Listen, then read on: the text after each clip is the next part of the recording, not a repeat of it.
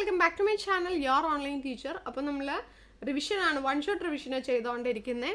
5, 4, 3 chapters ചെയ്തു. രണ്ടാമത്തെ chapter ഇപ്പോൾ ചെയ്യുന്നു. അതിൻ്റെ എല്ലാം ലിങ്ക് ഡിസ്ക്രിപ്ഷനിലുണ്ട്. പിന്നെ മക്കളെ നമ്മുടെ ക്രിസ്മസ് എക്സാമിൻ്റെ 199ൻ്റെ റിവിഷൻ ബാച്ച് ഇപ്പോൾ അവൈലബിൾ ആണ്. ജോയിൻ ചെയ്യാൻ താല്പര്യമുള്ളവർ താഴെ കാണുന്ന വാട്സപ്പ് നമ്പറിൽ ഹായ് +2 ക്രിസ്മസ് എന്ന് മെസ്സേജ് ചെയ്താൽ മതി കേട്ടോ. സോ നമുക്ക് രണ്ടാമത്തെ പാഠം പെട്ടെന്ന് വൺ ഷോട്ട് റിവിഷനായിട്ട് ക്വിക്കായിട്ടൊന്ന് നോക്കാം. Theory of consumer behaviour. Theory of consumer ബിഹേവിയറിൽ ഓരോ പാഠത്തിൽ നിന്ന് ഏതൊക്കെ ടോപ്പിക്കുകളാണ് പഠിക്കേണ്ടത് എന്നുള്ള വീഡിയോ നമ്മൾ മുന്നേ ചെയ്തിട്ടുണ്ടായിരുന്നു. അത് കണ്ടിട്ടില്ലാത്തവർ അതൊന്നും കാണാം. ദെൻ ഇതിൽ നമ്മൾ വൺ ഷോട്ട് റിവിഷനാണ്. വളരെ പെട്ടെന്ന് ഇതുവരെ ഒന്നും പഠിക്കാത്ത ആളുകൾ ഈ ഒരൊറ്റൊരു വീഡിയോ കണ്ടാൽ മതിയാകും, നിങ്ങൾക്കത് പഠിക്കാൻ വേണ്ടിയിട്ട് സാധിക്കും. സോ നമ്മൾ theory of consumer behaviour and ഡിമാൻഡാണ് നോക്കാൻ പോകുന്നത്. ഇതിൽ തന്നെ നമ്മൾ ഇതിൻ്റെ പ്രോബ്ലം, അതുപോലെ തന്നെ തിയറി, എല്ലാ കാര്യങ്ങളും ഇമ്പോർട്ടൻ്റ് ആയിട്ടുള്ളതെല്ലാം ഇതിൽ ഡിസ്കസ് ചെയ്യുന്നതാണ് കേട്ടോ. Okay, so theory of consumer behaviour and demand. ഇതിൽ നിന്ന് 5 മാർക്കിൻ്റെ ചോദ്യവും 8 മാർക്കിൻ്റെ ചോദ്യവും ഒക്കെ വരുന്നതാണ്.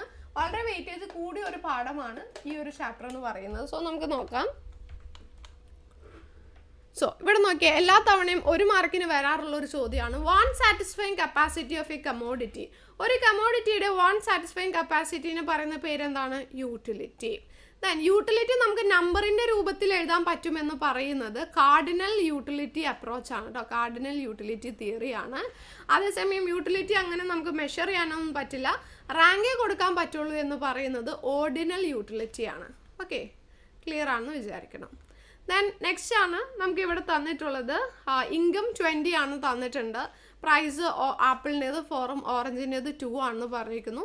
ബഡ്ജറ്റ് ലൈൻ്റെ ഇക്വേഷൻ എഴുതുക. ബഡ്ജറ്റ് ലൈൻ്റെ ഇക്വേഷൻ എന്താ? P1x1 + P2x2 = M. P1 എത്രയാണ്? 4 ആണ്. 4x1 + P2 എത്രയാണ്? 2 ആണ്. 2x2 = M. M എന്ന് പറയുന്നത് അയാളുടെ ഇൻകം ആണ്. സോ അത് 20. സോ 4x1 + 2x2 = 20 എന്ന് പറയുന്നതാണ് ബഡ്ജറ്റ് ലൈൻ്റെ ഇക്വേഷൻ എന്ന് പറയുന്നത്. സോ പിന്നെ നമ്മളോട് ഇവിടെ എന്താ പറഞ്ഞിരിക്കുന്നത്? ബഡ്ജറ്റ് ലൈൻ വരയ്ക്കണം.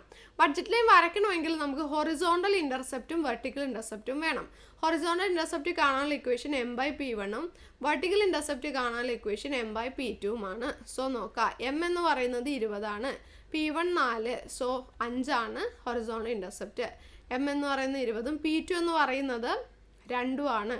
അപ്പോൾ 10 ആണ് വെർട്ടിക്കൽ ഇൻ്റർസെപ്റ്റ്. ഓക്കെ, ഇനി അപ്പോൾ നമ്മൾ എങ്ങനെ ബഡ്ജറ്റ് ലൈൻ വരയ്ക്കുന്നത്? നമ്മൾ എക്സ് ആക്സിസും വൈ ആക്സിസും വരയ്ക്കുക. എന്നിട്ട് ഇതാ 1 2 3 4 5 എന്ന് അടയാളപ്പെടുത്തുക. ഇവിടെയാണെങ്കിൽ 1 2 3 4 5 6 7 8 9 10 എന്ന് അടയാളപ്പെടുത്തിയല്ലോ. ഓക്കെ, ദെൻ ഇവിടെ ഗുഡ് 2 അല്ലെങ്കിൽ ഓറഞ്ച്, ഇവിടെ ആപ്പിൾ. ഓക്കെ, ഓറഞ്ച് ആപ്പിൾ നമ്മൾ കൊടുത്തു. ഇനി ഹൊറിസോണ്ടൽ ഇൻ്റർസെപ്റ്റ് ആദ്യം അടയാളപ്പെടുത്തുക. ഹൊറിസോണ്ടൽ ഇൻ്റർസെപ്റ്റ് 5 അല്ലേ, സോ ഇവിടെ 5 എന്ന് അടയാളപ്പെടുത്തി.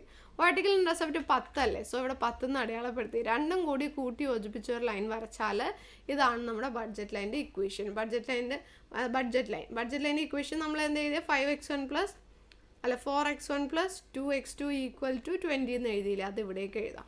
ഓക്കെ, ദെൻ പിന്നെ എന്താ നമ്മളോട് പറഞ്ഞിരിക്കുന്നത്? Find out maximum amount of apple if he spend his entire income four good one.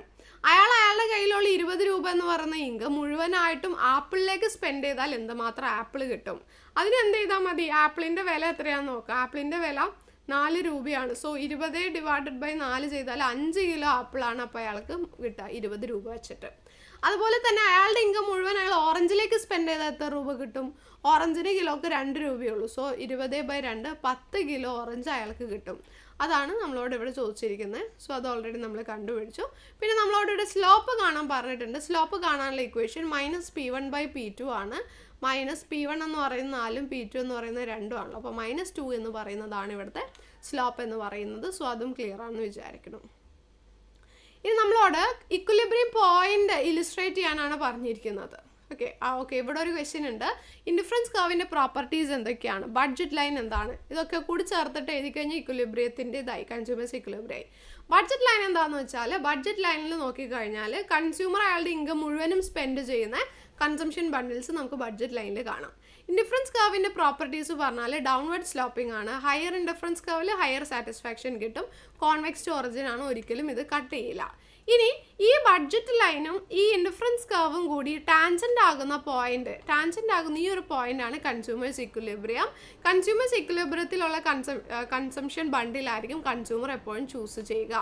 Then the quantity of a commodity that a consumer is willing to buy, അയാൾക്ക് വാങ്ങിക്കാനുള്ള കഴിവും അയാൾക്ക് അതിനുള്ള സന്നദ്ധതയും ഉണ്ടെന്നുണ്ടെങ്കിൽ അതിന് പറയുന്ന പേരാണ് ഡിമാൻഡ് ചോദനം. Define law of demand. Law of demand എന്ന് പറയുന്ന അതർ തിങ്സ് ബീയിങ് ഈക്വൽ, ബാക്കി എല്ലാ കാര്യങ്ങളും ഈക്വൽ ആണെന്നുണ്ടെങ്കിൽ പ്രൈസ് കൂടിയാൽ ഡിമാൻഡ് കുറയും, പ്രൈസ് കുറഞ്ഞാൽ ഡിമാൻഡ് കൂടും. ഓക്കെ, നമ്മളവിടെ ഡിമാൻഡ് കർവ് വരയ്ക്കാനാണ് പറഞ്ഞിരിക്കുന്നത്. സിമ്പിളാണ്. നമുക്ക് പ്രൈസും ക്വാണ്ടിറ്റിയും തന്നാൽ പ്രൈസ് ഇവിടെ കാണിക്കുക, ക്വാണ്ടിറ്റി ഇവിടെ കാണിക്കുക, ജസ്റ്റ് മാർക്ക് ചെയ്ത് ഡിമാൻഡ് കർവ് വരച്ചാൽ മതി. ഇനി കൺസ്യൂമറുടെ when the income of the consumer increases demand of a commodity fall. കൺസ്യൂമറുടെ ഇൻകം കൂടുമ്പോൾ ഒരു സാധനത്തിൻ്റെ ഡിമാൻഡ് കുറയും. അതെന്താണ്? ഇൻഫീരിയർ ഗുഡ്സാ, ലോ ക്വാളിറ്റി പ്രോഡക്ട്സ് ഒക്കെ ഉണ്ടല്ലോ. ഒരാൾക്ക് നല്ല ഇൻകം ഉണ്ടെങ്കിൽ അയാൾ പിന്നെ അത് വാങ്ങിക്കില്ല അല്ലേ, അതാണ്. അതുപോലെ കൺസ്യൂമറുടെ ഇൻകം കൂടിക്കഴിഞ്ഞാൽ ഡിമാൻഡ് കൂടുന്ന കമോഡിറ്റീസിന് നമ്മൾ നോർമൽ ഗുഡ്സ് എന്ന് പറയും. ഇനി ഇതിൽ ഏതൊക്കെയാണ് സബ്സ്റ്റിറ്റ്യൂട്ട് ഗുഡും കോംപ്ലിമെൻ്ററി ഗുഡും എന്ന് ക്ലാസിഫൈ ചെയ്യാനാണ് പറഞ്ഞിരിക്കുന്നത്. സബ്സ്റ്റിറ്റ്യൂട്ട് ഗുഡ് എന്ന് വെച്ചാൽ ഒന്നിന് പകരം നമുക്ക് ഒന്ന് ഉപയോഗിക്കാം. So tea and coffee substitute ആണ്.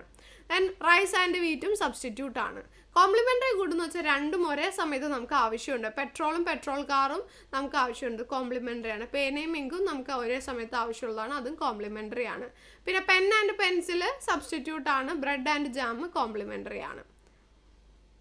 Then when price of good increases, ഒന്നിൻ്റെ വില കൂടിയാൽ മറ്റേതിൻ്റെ ഡിമാൻഡ് കുറയും. അതായത് പെട്രോളിൻ്റെ വില കൂടിയാൽ ബൈക്കിൻ്റെ വില കുറയാറുണ്ടല്ലോ, ആളുകൾ ബൈക്ക് വാങ്ങിക്കില്ല, ബൈക്കിൻ്റെ വില കുറയാറുണ്ട്. അപ്പോൾ അതിനെയാണ് കോംപ്ലിമെൻ്ററി ഗുഡ് എന്ന് പറയുന്നത്.